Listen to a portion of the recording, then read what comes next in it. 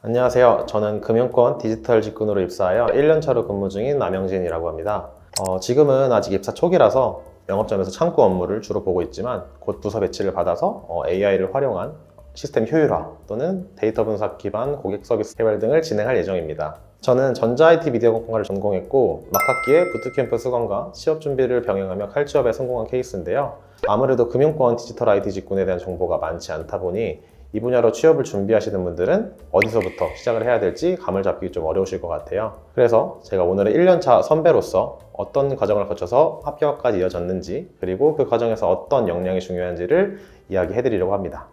사실 저는 처음부터 금융권 취업을 목표로 한 건 아니었어요. 원래는 이제 AI 분야로 좀 개발적으로 취업을 준비하고 있었는데 아무래도 학부생으로서 보여줄 수 있는 프로젝트나 개발 실력이 석사 출신들, 논문을 가지고 계신 분들에 비해서 조금 부족하다라는 생각이 들었습니다. 그래서 기술적인 역량뿐만 아니라 좀 다양한 관점을 함께 평가받을 수 있는 분야를 찾게 됐고, 그게 바로 금융권 디지털 IT 직무였어요. 조금 더 알아보니까 금융권이 다른 IT 기업에 비해서 업무 강도도 상대적으로는 높지 않고 연봉과 복지도 좋은 편이더라고요. 대부분의 IT 기업들은 좀 새로운 서비스를 개발해서 수익을 내는 구조지만 은행은 주로 자산을 지키고 좀 정보 유출을 막는 그런 안정적인 시스템을 유지하고 개발하는 게 이제 중심이거든요. 무엇보다 은행은 평생 망할 일은 없기도 하고요. 그래서 이거는 준비하지 않을 이유가 없다라는 확신이 좀 생겼습니다.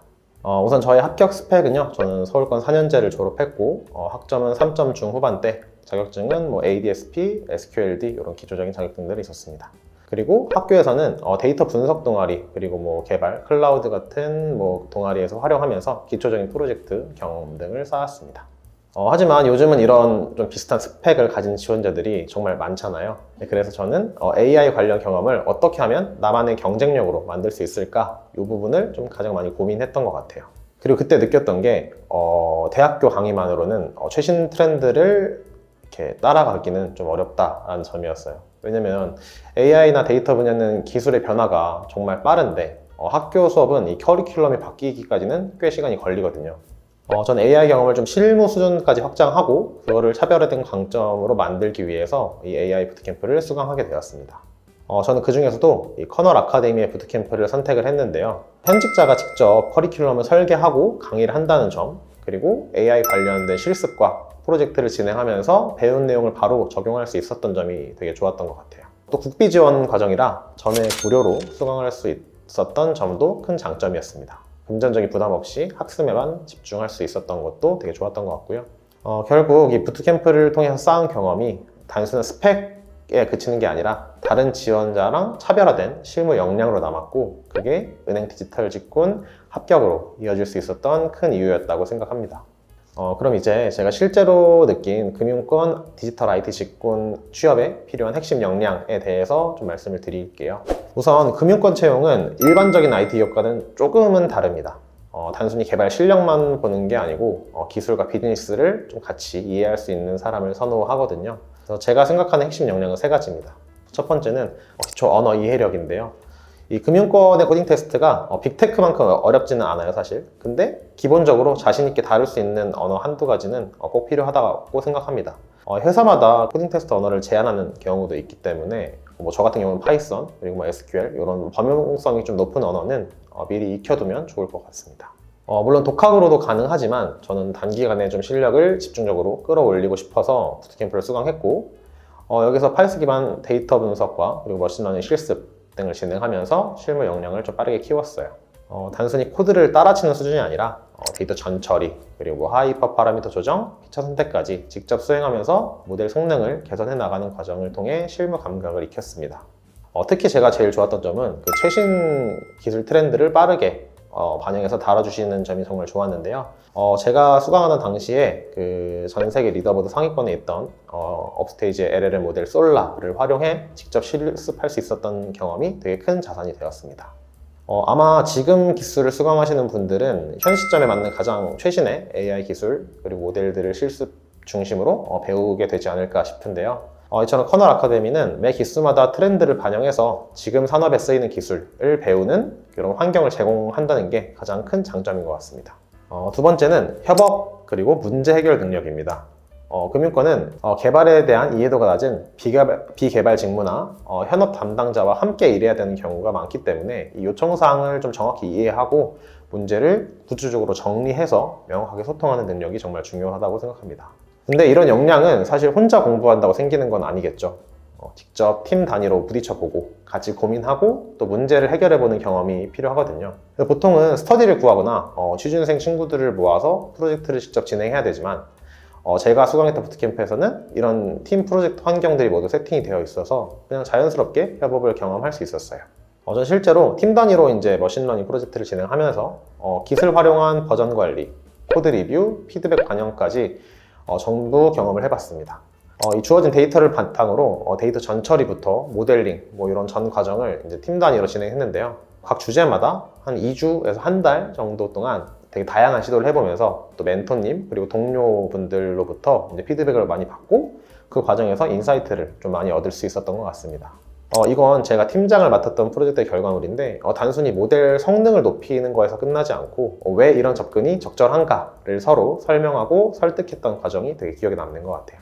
이런 팀 프로젝트 경험을 통해서 협업 속에서도 문제를 좀 구조적으로 보고 효율적인 해결책을 찾아가는 태도를 자연스럽게 익힐 수 있었던 것 같습니다.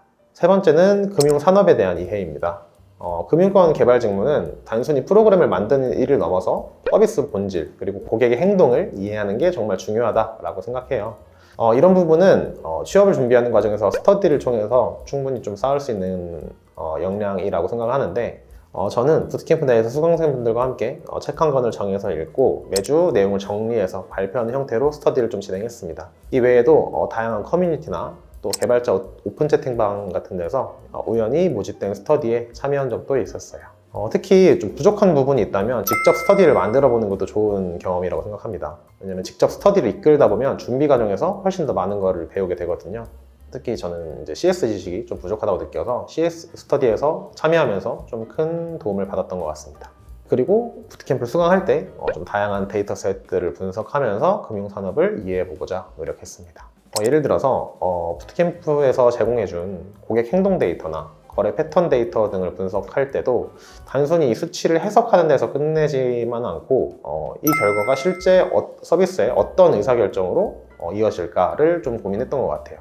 이런 연습을 좀 꾸준히 하다 보니까 금융 서비스가 어떻게 설계되고 운영되는지에 대한 감을 잡을 수 있었고 면접에서도 금융권 IT 직무를 바라보는 제 관점을 좀 자연스럽고 논리적으로 설명할 수 있었던 것 같습니다. 실제 고객 데이터를 분석해보는 것은 혼자서는 절대 경험할 수 없는 부분이기 때문에 이 부분이 부트캠프 수강의 좀 큰 장점이 아니었을까 싶습니다. 이제 채용 프로세스별 저희 합격 팁에 대해서 좀 이야기를 해볼게요. 먼저 자기소개서입니다. 대부분 비슷하겠지만 은행권 자기소개서를 쓸 때는 이 결과를 나열하기보단 문제를 어떻게 해결했는가를 자신의 언어로 풀어내는 게 정말 중요합니다. 은행권은 특히 문제 해결력, 리스크 판단력, 그리고 고객 중심 사고를 굉장히 중요하게 보기 때문에 결과보다 과정을 구체적으로 보여주는 글들이 훨씬 더 설득력 있게 다가갑니다. 저도 처음엔 모델링 프로젝트에서 몇 등을 했다 정도로만 썼는데요.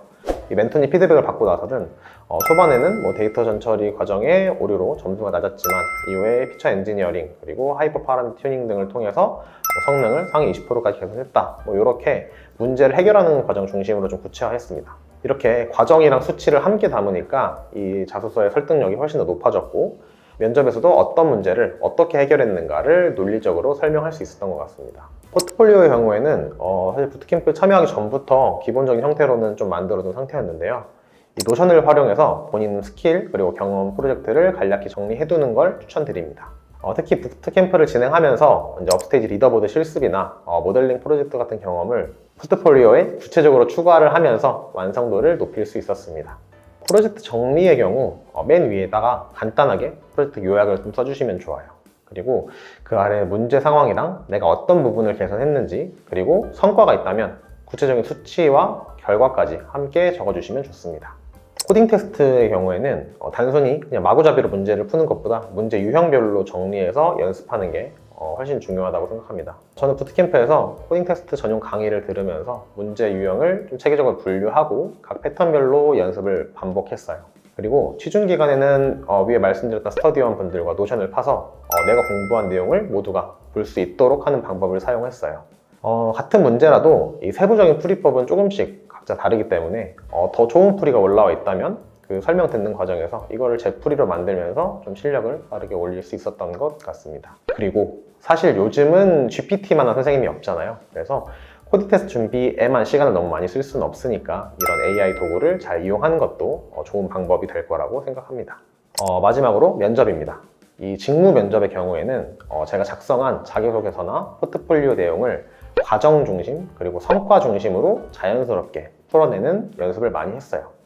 단순히 무엇을 했다 보다 어떤 문제를 어떻게 해결했는가를 이 구체적인 예시로 설명하는 연습이 중요한데요. 이 부분은 멘토님께 이 자기소개서랑 포트폴리오 첨삭을 받으면서 미리 정리를 잘 해둔 덕분에 좀 면접 때 도움이 많이 됐던 것 같습니다.